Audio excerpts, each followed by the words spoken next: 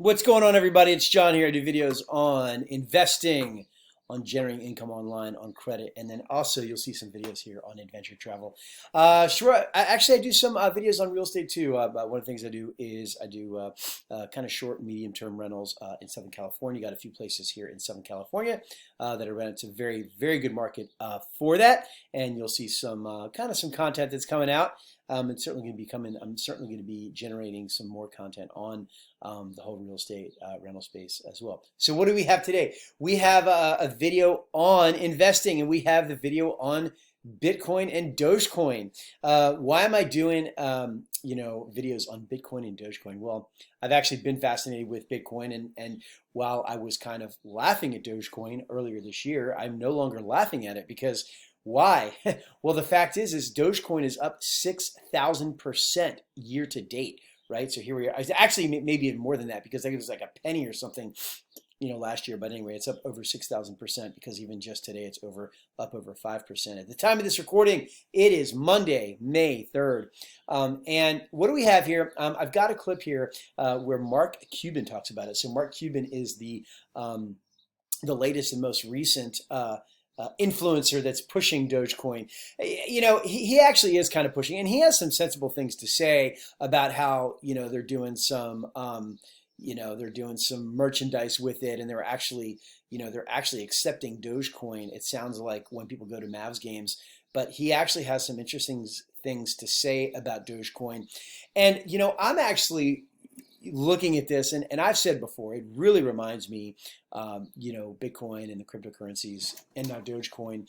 It really reminds me of the internet stocks back in the late '90s. And what's interesting about that is the reality is there's just so many people that are creating generational wealth, from this. And the fact is that if you can have a responsible way to try it, like just put a little bit of money, like maybe, hey, stick 1% of your net worth, or not really net worth, but your available liquid assets, investable assets, in it, and give it a try. It might be worth it and get you going, and then you can try a few cryptocurrencies or Bitcoin if that makes sense to you.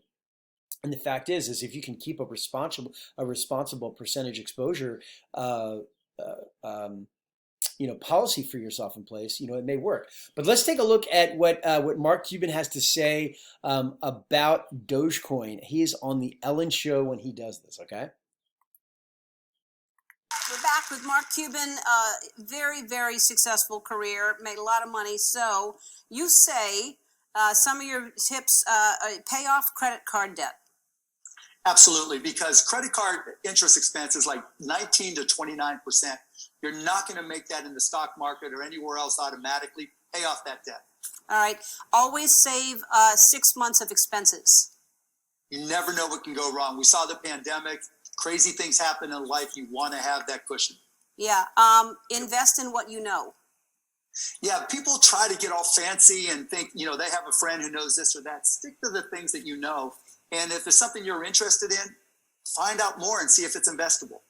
Yeah, so my thing has been real estate. I love real estate, and I love, houses and design, so that's what I've invested in. But now I'm interested in Dogecoin, and I really want to know more about this. So talk about Dogecoin. It's crazy, the craziest story ever. So Dogecoin is a cryptocurrency that was created as a joke in 2013 by these two programmers, right? And they just made it just to mess around. And then probably 2 years ago, people started talking about the meme online, okay, and started buying it. And probably within the last 6 months, the number of people buying it has just skyrocketed into the millions, and the value has gone up incredibly. And I'll give you an example. My son and I bought some for less than a penny. Jake, who's 11 years old, bought $30 worth, I think it was, for less than a penny. Then it went up to 6 cents. He bought a little bit more. Then it went up to 40 cents, and now it's about 26 cents. So the question everybody wants to know is Dogecoin a good investment? And here's the reason I got Jake into it. It's not necessarily the best investment you can make, but you can buy it on Robinhood, and signing up and trading on Robinhood is free. So that's one thing. The second thing is it's about 26 cents per Dogecoin. So if you go and spend $5, $10, $15 That's a better bet, better investment than buying a lottery ticket. And you know what? It can go up. And the second part about it is, if it doesn't go up and you want to spend it, you can buy merchandise on the Mavericks store, hopefully soon on the Ellen shop. So it's also becoming a digital currency, which is crazy if you think back to its origins. But as overall, when someone brings up Dogecoin to you and ask you if it's a good investment, I wouldn't say it's the world's best investment, but it's a whole lot better than a lottery ticket, and it's a great way to learn and start understanding cryptocurrencies. And it seems like it's just going to keep going up and up. I mean, there's no guarantee, but one quick thing before we go. So Robinhood, if you go on Robinhood to buy Dogecoin, they want your social security number. I'm always skeptical about things like that. I'm less concerned about that because there's something called Know Your Customer. They have to make sure you're not a money launderer or a fraudster, and so they have to confirm your identity. So they're pretty good at keeping it secure. So I did it. I didn't have a problem putting in my information. All right, cool. No guarantee of going up and up and up. Well, I'll tell you what. Again, here it is, Monday, May 3rd, and Dogecoin. I don't even know how to pronounce it. I thought it was Dogecoin. Some people say it's doggy. That's why they got the little picture of the doggy. But its market cap is $53.4 billion. I'm looking at it right now. Today, it is 41 cents. That was filmed. I mean, that was even Friday. That was filmed, or at least I saw it on YouTube on Friday. Mark talking on the Ellen DeGeneres show, and it's now 41 cents. And it's up 7.34% right now. If you were to buy it, which you can't even buy it on Coinbase, on the Coinbase app, you can't buy it. You've got to buy it on Robinhood, which is what he just said, and then also you can buy it on eToro. But I actually have a Robinhood account. I don't have an eToro account. I have heard about it. But basically, the thing to note is that specifically, like I said, the market cap is $53.4 billion. Just to give you like a little bit of a reference, it looks like, I'm not an Ethereum expert, but it looks like Ethereum is about a little bit under a $400 billion market cap, and then Bitcoin is around $1 trillion. Bitcoin, in the last couple of weeks they had some down days, and they went below $1 trillion, but now they're kind of up. And they're up 2% today, and it's 1.08 trillion. So pretty big jumps there but pretty big valuations, I should say, for Dogecoin and for Bitcoin and Ethereum. So there you go. So I mean, tell me in the comments below what you think about Doge. Are you buying Doge? It looks like it's just had a crazy run this year, up 6,000%. Maybe it'll drop in one. Person I follow a lot, and I've done quite a few videos on, actually, is Tom Lee. And you'll see with Tom Lee, I do like a lot of clips of what he talks about. Tom Lee has been spot on, with when he talks about the S&P 500 and what's happened with it and what was going to happen with it in 2020 and then what's happening with it in 2021. But Tom Lee talks about the way that the S&P 500, it goes down, and then Bitcoin should go down, and then if it goes up, people will be kind of diverting some of their assets and giving themselves 1, 2, 3% exposure, over to Bitcoin and cryptocurrency. So, what's interesting is when S&P 500 and a lot of the growth tech went down in middle of February to really end of March, which was a really, really horrid month and a half, Bitcoin did pretty good. So, I think what he's saying, though, is when you notice that stocks go up and people start feeling more comfortable, with respect to stocks, they might divert some of those assets and all of a sudden give themselves a little bit more exposure, like 1, 2, or 3%, exposure over to Bitcoin and cryptocurrency, which makes a little bit of logical sense to me. I also did some videos on Peter Thiel and what he talks about with respect to Bitcoin and cryptocurrency. Last weekend, I studied what Peter Thiel said. I mean, Peter Thiel basically went to a conference. He went to a conference 20 years ago, and he says that he believes that Satoshi was at this conference, and he believes that Satoshi was part of a company that actually got in a bit of trouble. And again, this conference was like 20 years ago when he was starting PayPal back in the year 2000 or something. But he said that there was a company called eGold, and he believes that Satoshi was one of the people that were behind eGold, and apparently the company got in a lot of trouble. But if you think about about, e-gold and Bitcoin. It's kind of, very similar how they're named, but the concept is, it's just really just digital gold. So it's just simply a store of value where, instead of having gold bricks in a vault, you've got your gold, you got your e-gold in your blockchain. So, your e-gold is assigned to you through your blockchain. So that's his philosophy. But, if you take a look at it, I mean, I do follow Warren Buffett a lot as well. And I know that Warren, I mean, you might know, maybe you do, maybe you don't, but Warren Buffett is not a fan of cryptocurrency and is not a fan of Bitcoin. But what I will say is what I find to be interesting is Warren Buffett. What he did is, obviously he's older. He's born in 1930.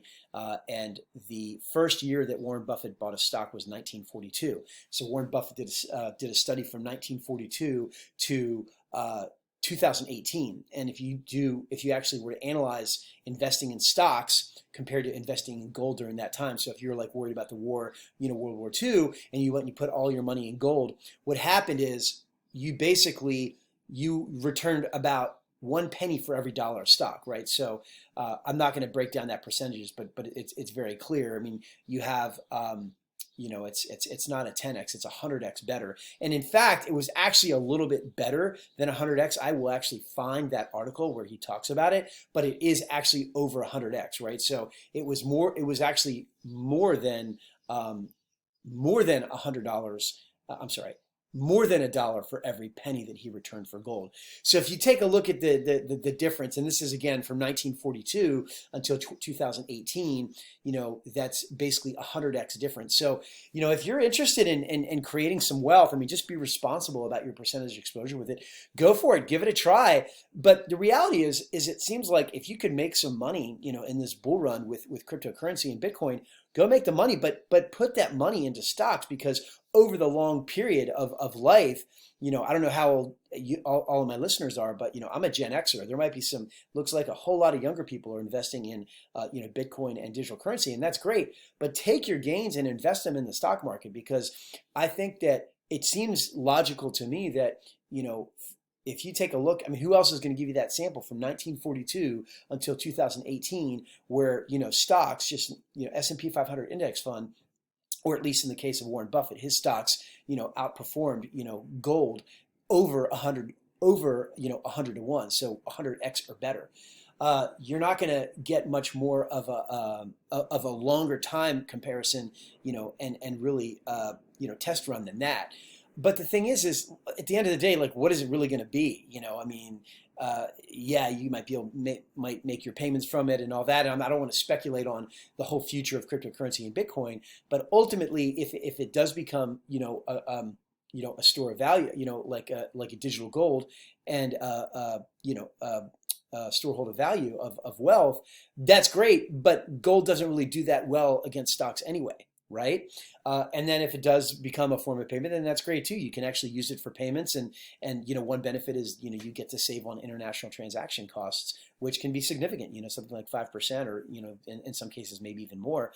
But, you get to save on that. So, if you like that, let me know. I want to hear your thoughts about Dogecoin. Is it still worth it to get in, even though it's now 6,000% year-to-date return here in 2021, here in May? Let me know if you're getting into Dogecoin, if you're in it, and what your return is. Put it in the comments below. If you like this, everybody give me a like. Mark Cuban is one of three powerful influencers that are kind of pushing Dogecoin. Give me a like, and then subscribe to the channel. I've got over 200 videos now, on investing. I've got, videos on investing. I've got videos on Tom Lee. I got videos on Bitcoin, and I'm doing videos on, short-term rentals and real estate, as well as credit, and then generating income online. I'm going to put a link below, everybody, too. I came out with a blueprint. That blueprint, I cover investing. I've been investing since 1989. My first job out of college was Merrill Lynch. I did investment banking after that, and I also worked at Sun America for 3 years here in Los Angeles. I'm also a very, very, very good investor. I've got an 80x return on my Netflix shares. I started buying Netflix when they had a $3 billion sales, and their market cap was $3 billion.